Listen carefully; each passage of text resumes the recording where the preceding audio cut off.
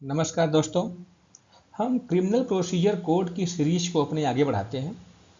Chapter 12 हम discuss कर रहे थे अपने प्रीवियस लेक्चर में, जिसमें हमने FIR, what is FIR, what are its ingredient, what are the effect if FIR lodged delay, and in next slide we have discussed about the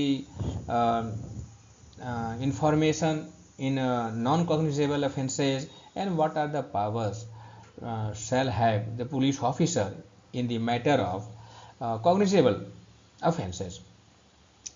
तो FIR laws हुई, उसके बाद जो है जहाँ पर एफआईआर नहीं लॉज हो पाई वहाँ पे एसपी को स्पीड पोस्ट के थ्रू भेजा गया, या एसपी ने भी कोई कार्रवाई नहीं की है, तब फिर वहाँ पर आपका जो मजिस्ट्रेट है उस मजिस्ट्रेट को आपने मैसेज किया, फिर उस मजिस्ट्रेट के ऑर्डर पर 156/3 के अधीन मजिस्ट्रेट के ऑर्डर पर फिर एफआईआर आपकी लिखी गई। या आपका नॉन कॉग्निजेबल मैटर है तो 155 में आपने एनसीआर दाखिल किया और फिर पुलिस ऑफिसर ने कहा कि आप जाइए मजिस्ट्रेट के पास, वहाँ गए, मजिस्ट्रेट ने जो है फिर वहाँ ऑर्डर किया 156/3 में, तो ऑर्डर कर सकता है कि इस मामले में आप इन्वेस्टिगेशन करो, तब उसमें भी आप इन्वेस्टिगेशन कर सकते हैं। फिर हमने आगे देखा कि पुलिस ऑफिसर के इन्वेस्टिगेटिंग पावर क्या हैं और वो कैसे कैसे इन्वेस्टिगेट करेगा। तो जहाँ पर पुलिस ऑफिसर इंटरेस्टेड है कि हम इस मामले में इन्वेस्टिगेशन करेंगे, तब 156, 157 एंड 158 अप्लाई होगा और वहाँ पर वो इन्वेस्टिगेशन करेगा। स्पॉट पे जाएगा तो 160 के तहत जितने भी अक्वेंटेड पर्सन हैं उनको नोटिस देगा और उनकी जो है स्टेटमेंट रिकॉर्ड करेगा 161 में। स्टेटमेंट रिकॉर्ड करने के लिए जो है वो किसी को थ्रेटनिंग नहीं देगा, किसी को कुछ बातें नहीं कहेगा, फोर्स नहीं करेगा और उनके स्टेटमेंट रिकॉर्ड नहीं करेगा। अगर रिकॉर्ड कर लेता है, रिटर्न में कर लेता है, तो उस पर उनके सिग्नेचर नहीं देगा। इसके बाद अब हम इस स्लाइड में अपने डिस्कस करेंगे confession, admission recorded by the magistrate under provision 164 and 281, and then after medical examination of victim भी हम डिस्कस कर लेंगे और हमारे पास समय बचेगा तो और जो प्रोविजन है उसको भी हम डिस्कस करेंगे वन बाय वन। तो स्टार्ट करते हैं। सबसे पहला ये है कि जैसे ही एफआईआर लिख ली गई है, अगर एक्यूज्ड को लगता है कि वो इस मामले में कन्फेशन कर सकता है, तब वो पुलिस ऑफिसर को अप्रोच करेगा, या पुलिस ऑफिसर ने एक्यूज्ड को अरेस्ट कर लिया है और उसने वहाँ पर एक्सेप्ट कर लिया है कि वो कन्फेस करना चाहता है, वो अपने ऑफेंस को स्वीकार करना चाहता है, तो पुलिस ऑफिसर उसे नियरेस्ट मजिस्ट्रेट के पास ले जाएगा। तो सबसे बड़ी बात है, दूसरी बात, कि अगर कोई स्टेटमेंट रिकॉर्ड करना है अदर दैन द कन्फेशन, तो कोई स्टेटमेंट रिकॉर्ड करना है, चाहे वो स्टेटमेंट विक्टिम का हो, रेप विक्टिम का हो या एक्यूज्ड का हो, वो भी कुछ बात बताना चाहता है, या कोई एक्यूज्ड का कोई स्टेटमेंट है, तब ऐसे कंडीशन में उनको भी मजिस्ट्रेट के पास ले जाया जाएगा। तो सबसे बड़ी क्वेश्चन ये आता है कि who is having the authorities to record the statement under provision 164 of criminal procedure code. पहला क्वेश्चन यही है, who can record and when, क्योंकि प्री में पूछता है कि कन्फेशन कब रिकॉर्ड किया जाएगा। तो सबसे पहला यह है कि एनी मेट्रो मजिस्ट्रेट और जुडिशियल मजिस्ट्रेट में रिकॉर्ड एनी कन्फेशन और statement made to him. That confession or statement may be recorded during the investigation or afterward, but before the commencement of the inquiry or trial. So in any condition, the confession or any statement may be recorded during the investigation or after completion of the investigation. लेकिन कभी भी जहां पर inquiry and trial start हो गया है, तब वहां पर 164 अप्लाई नहीं होगा। क्यों? सबसे बड़ी बात यह है कि ये 164 का कन्फेशन या एडमिशन रिकॉर्ड करने के लिए मजिस्ट्रेट को या तो उस मामले में इंक्वायरी या ट्रायल के पावर हो या न हो, कोई मतलब नहीं है। तो उस मामले में एक बार मजिस्ट्रेट ने कॉग्निजेंस ले लिया और अपनी इंक्वायरी स्टार्ट कर दी, तो उसी मामले में अब कोई ऐसा मजिस्ट्रेट कुछ नहीं कर सकता जिससे उस मामले में कोई भी अथॉरिटी न हो, जुरिस्डिक्शन न हो। तो अब वो इन स्टेटमेंट या कन्फेशन रिकॉर्ड नहीं कर सकता। तो कहने का मतलब ये है कि कॉग्निजेंस लेने से पहले इसे कोई भी जुडिशियल मजिस्ट्रेट या मेट्रो मजिस्ट्रेट कन्फेशन या एडमिशन रिकॉर्ड कर सकता है। लेकिन एक बार कॉग्निजेंस ले लिया मजिस्ट्रेट ने, कॉम्पिटेंट मजिस्ट्रेट ने, उसने अपनी इंक्वायरी स्टार्ट कर दी है, तो अब कोई अन्य मजिस्ट्रेट जो है जिसे उस पर पावर ना हो उस मामले में कन्फेशन रिकॉर्ड नहीं कर सकता, 164 यूज नहीं कर सकता। और ये भी कहा गया है कि जहाँ पर किसी पुलिस ऑफिसर को मजिस्ट्रेट के पावर दे दिए गए हैं for the time being in force, that police officer don't have any authority to record the confession. तो कभी कभी हमने देखा है कि चुनाव वगैरह में किसी पुलिस ऑफिसर को, किसी सीओ को, किसी एसपी को मजिस्ट्रेट के पावर दे दिए जाते हैं, या कभी फॉर द टाइम बीइंग जो है हमने जो है देखा है मैटर 167 में, आगे देखेंगे भी, जहाँ पे कोई जुडिशियल मजिस्ट्रेट नहीं होता है तो किसी एडमिनिस्ट्रेटिव मजिस्ट्रेट को बेल देने के पावर मिल जाते हैं और वो 7 दिन तक मैक्सिमम रिमांड पर भी दे सकता है। लेकिन वहाँ पे वो मजिस्ट्रेट अलग है, this is the executive magistrate, उसे वहाँ पे जुडिशियल मजिस्ट्रेट के पावर दे दिए जाते हैं। लेकिन पुलिस ऑफिसर को जहाँ पर या एसपी हो, सीओ रैंक का हो, जिसे किसी काम के लिए पावर मिलते हैं मजिस्ट्रेट के, वो कभी भी कन्फेशन या 164 के पावर वो यूज नहीं कर सकता। इसके बाद कहा गया precaution taken by the magistrate. तो 164 सब क्लॉज 2 में कहा गया है कि while the magistrate is going to record the confession और the admission, what the precautions must be taken by the magistrate. तो कहा गया है कि before recording any such confession the magistrate shall warn to the person that he is not bound to make a confession, first of all, and second is that he will also warn that if he make any statement, it may be used as evidence against him। तो यदि पहली बात तो यही कहेगा कि वो कोई भी कन्फेशन करने के लिए बाउंड नहीं है, और दूसरा कहेगा कि यदि कोई कन्फेशन करता भी है तो वह उसके अगेंस्ट में यूज किया जाएगा। और तीसरा कह रहा है कि that magistrate shall not record any such confession if he has reason to believe that it is not being made voluntarily.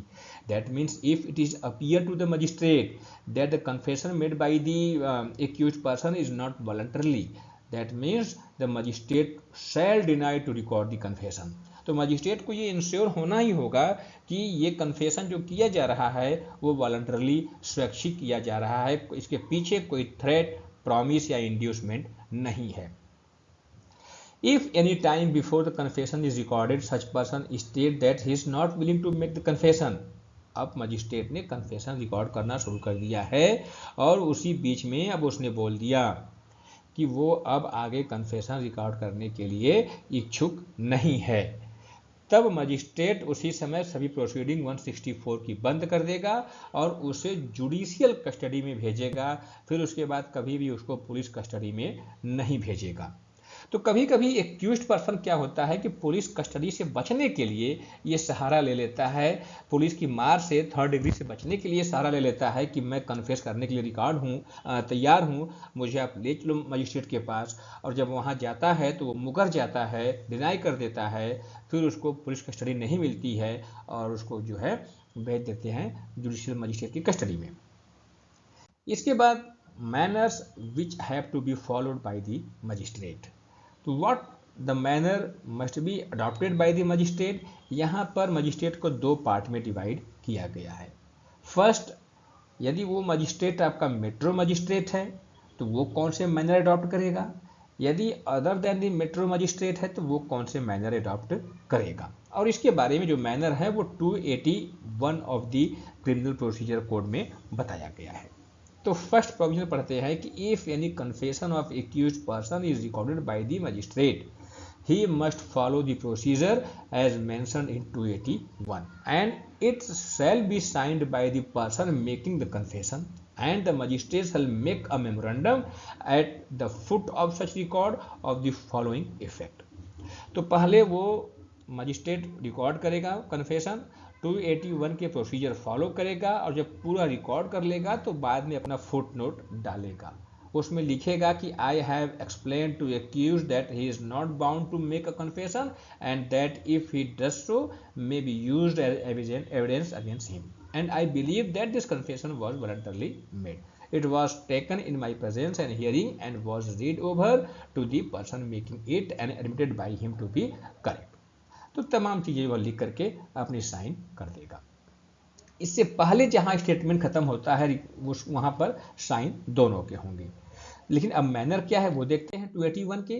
तो मैनर कहा गया है कि the manner is divided into two part, हमने बता दिया है, metro magistrate and other than the metro magistrate and the court of session. तो अब देखते हैं क्या है वो मैनर। तो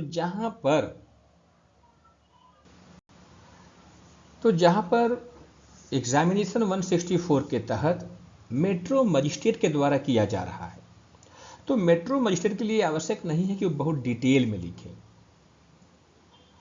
क्लियरली मेंशन है कि the magistrate shell make a memorandum of the substance of the examination of the accused. तो केवल वो सब्सटेंस ही लिखेगा। And such memorandum shall be in the language of the court and such memorandum shall be signed by the magistrate and shall part of the record. तो केवल उसका सारांश ही लिखेगा magistrate कि वास्तव में मैंने जो क्वेश्चन किया था उसका उसने क्या उत्तर दिया है। वो कोर्ट के लैंग्वेज में होगा और वो रिकॉर्ड का पार्ट माना जाएगा। इसके बाद जहां पर अब एग्जामिनेशन मजिस्ट्रेट के द्वारा किया जा रहा है other than the metro magistrate, या सेशन कोर्ट एग्जामिन कर रहा है 164 के तहत, एग्जामिनेशन रिकॉर्ड कर रहा है, किसी का कन्फेशन रिकॉर्ड कर रहा है, किसी का स्टेटमेंट रिकॉर्ड कर रहा है, तब मैनर बदल गए। कहा गया है कि whole of this such examination including every question put to him and every answer given by him shall be recorded in full by presiding जज और magistrate himself. That means that confession shall be recorded in question and answer format. What are the question has been asked by the magistrate, and in against that question what the replies has been made by the accused person, that must be clearly mentioned. Everything must be written in question and answer format. और कहा गया है कि where he is unable to do so owing to a physical or other incapacity, such examination shall be recorded under his direction and superintendence by an officer of the court appointed by him in this behalf. तो यदि session court या CGM या magistrate first class enable है कि वो खुद से record कर सके, तो वो अपने सुपरविजन में किसी को अपॉइंट करेगा जो कोर्ट रूम ऑफिसर होगा और वही रिकॉर्ड करेगा। एंड कहा गया है कि जहाँ पर प्रैक्टिकेबल हो वो एक्यूज्ड के लैंग्वेज में ही रिकॉर्ड किया जाएगा, और यदि प्रैक्टिकेबल नहीं है तब कोर्ट के लैंग्वेज में रिकॉर्ड किया जाएगा। तो जो एक्यूज्ड का लैंग्वेज है यदि वो ऐसा है कि उसे कोर्ट समझ रही है, अपोजिट पार्टी भी समझ जा रहा है, तो उसी में रिकॉर्ड किया जाएगा या समझ जाएगा। वो काफ़ी नोन लैंग्वेज है। बट ऐसी लैंग्वेज है, तमिल है, कन्नड़ है, वो यूपी में आ गया है या बिहार में आ गया है या महाराष्ट्र में आ गया है, उसमें रिकॉर्ड किया बोल रहा है वो, तब उसका ट्रांसलेट किया जाएगा और वो कोर्ट की जो लैंग्वेज है उसमें उसे रिकॉर्ड किया जाएगा। कहा गया है कि in the matter of admission और स्टेटमेंट, तो कोई एडमिशन है या जो कन्फेशन नहीं है अब, या कोई अदर स्टेटमेंट है, तो उसे कैसे रिकॉर्ड किया जाएगा। तो any statement other than the confession shall be recorded in such manner as provided in CRPC for the recording of evidence। तो एविडेंस को रिकॉर्ड करने के जो प्रोविजंस हैं, अब वो प्रोविजंस अडॉप्ट किए जाएंगे जो कि हमें आगे 300 के बाद देखने को मिलेंगे। And if magistrate seems that it is fit to the circumstances of the case, and the magistrate shall have power to administer oath to the person whose statement is so recorded। तो magistrate को यहाँ पर अब description दी गई है statement और admission record करने के मामले में, जबकि कन्फेशन के मामले में उसे 281 के प्रोसीजर को मैंडेटरी फॉलो करना ही करना था। तो यहाँ पर अब उसे लगता है कि ऐसे सर्कमस्टांसेस हैं तो वो कोई भी प्रोसीजर अडॉप्ट कर लेगा जो कि सीआरपीसी में मेंशन दिया गया है, और साथ ही साथ उसे ओथ भी करा सकता है, शपथ भी दिला सकता है। ये उसकी इच्छा होगी तो दिलाएगा, नहीं इच्छा होगी तो नहीं दिलाएगा। यहाँ पर जो है यहाँ पर शैल हैव द पावर दिया गया है, but it is not make the mandatory for the magistrate. तो इसका मतलब है कि उसके पास पावर तो होगा, लेकिन वो शपथ दिलाए या न दिलाए ये उसकी इच्छा के ऊपर डिपेंड करता है। साथ में ये भी कहा गया है कि the magistrate recording a confession और statement under this provision shall forward it to the magistrate by whom the case is to be inquired और ट्राइड। तो दोनों मामले हैं, क्योंकि अब 164 के पावर उन सभी को दिए गए हैं, चाहे उन्हें उस मामले में अथॉरिटी हो या ना हो, उन्हें उन मामले में जुरिडिक्शन इंक्वायरी एंड ट्रायल के हो या ना हो। तो जाहिर है कि ये बातें फिर उस मजिस्ट्रेट के पास जाएंगी जिनको इस मामले में इंक्वायरी और ट्रायल करने के अधिकार दिए गए हैं। तो जो भी स्टेटमेंट रिकॉर्ड हुआ है 164 के तहत, वो सभी वहाँ पे कॉम्पिटेंट मजिस्ट्रेट के पास जाएंगे जो कि इंक्वायरी और ट्रायल करने जा रहा है। उसके बाद general rule for both condition either it is recorded by the metro magistrate और एनी मजिस्ट्रेट। तो these are the certain things which must be followed by the metro magistrate or the other magistrate while he is exercising the power confirmed by provision 164 of CRPC। तो कहा गया है कि the record shall be shown as or read to the accused।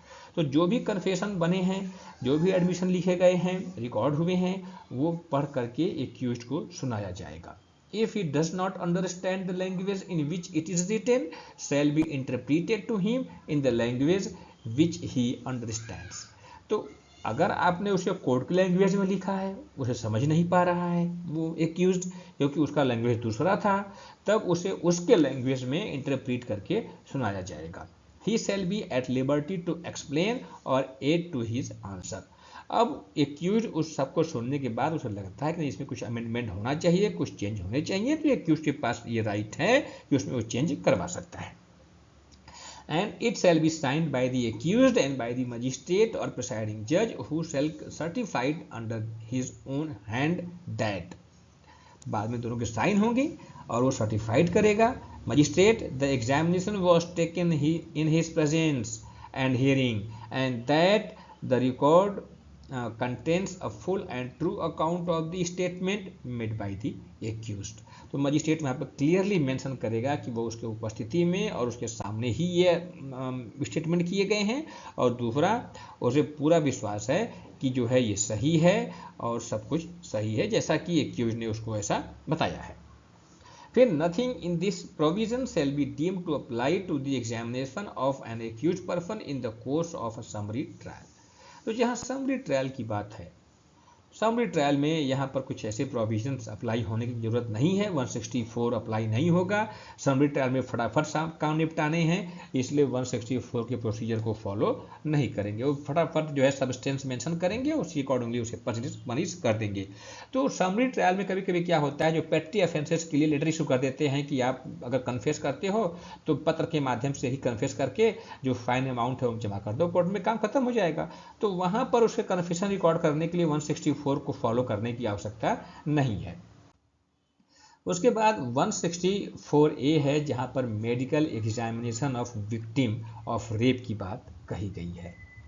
तो rape हुआ है और जो रेप विक्टिम है वो चाह रही है कि उसका मेडिकल एग्जामिनेशन हो, या पुलिस ऑफिसर को लगता है कि इसकी बॉडी से कुछ एविडेंस हमें मिलेगा, तब उसका वो मेडिकल एग्जामिनेशन करवाएगा। तो जो प्रोविजन है उसके बारे में देखते हैं स्टेप बाय स्टेप। तो examination by medical practitioner, first is who is the competent person who is having the authorities for making such medical examination। So when an investigation is going on in any offense and such offense is related to rape or attempt to commit rape, and examination of victim is proposed by a medical expert। यानी कि 164 हमेशा दो मामलों में लागू होगा, या तो रेप के केस में या अटेम्प्ट टू कमिट रेप के केस में। और वहाँ पे अब मेडिकल एग्जामिनेशन प्रपोज किया गया है, क्योंकि ताकि मेडिकल एक्सपर्ट से उसका मेडिकल एग्जामिनेशन किया जाए। तो such examination shall be conducted by a registered medical practitioner employed in the hospital run by the government और लोकल अथॉरिटीज। तो उसका एग्जामिनेशन ऐसे ही हॉस्पिटल में होगा जो कि गवर्नमेंट हो या किसी म्यूनिसिपल कॉर्पोरेशन द्वारा रन किया जा रहा हो। साथ में ये भी कहा गया है कि in the absence of such a practitioner, जहाँ पे गवर्नमेंट हॉस्पिटल नहीं है या है भी तो कोई डॉक्टर ही अवेलेबल नहीं है, तब वहाँ पर the same shall be examined by any other registered medical practitioner. but the examination be conducted with the consent of such women or of such competent to give such consent on her behalf. तो अब किसी भी दशा में उस rape victim का examination बिना उसे कंसेंट के नहीं किया जाएगा। या तो वो कंसेंट दे, यदि वो कंसेंट देने के लिए सक्षम नहीं है, कॉम्पिटेंट नहीं है, she is not in such condition to give the consent, then the consent may be given by the any person who is the family member of that victim on her behalf. And कहा गया है कि such women shall be sent to such registered medical practitioner within 24 hours from the time of receiving the information relating to the commission of such offense. So as soon as police officer received any information regarding the commission of the offense, उसके बाद 24 hours के भीतर उसको nearest medical practitioner के पास भेजा जाएगा, यदि वो खुद चाह रही है कि उसका मेडिकल एग्जामिनेशन हो। Examination and report, such registered medical practitioner shall without delay examine her person and prepare report of his examination. तो अब पर्सनली उसको एग्जामिन किया जाएगा।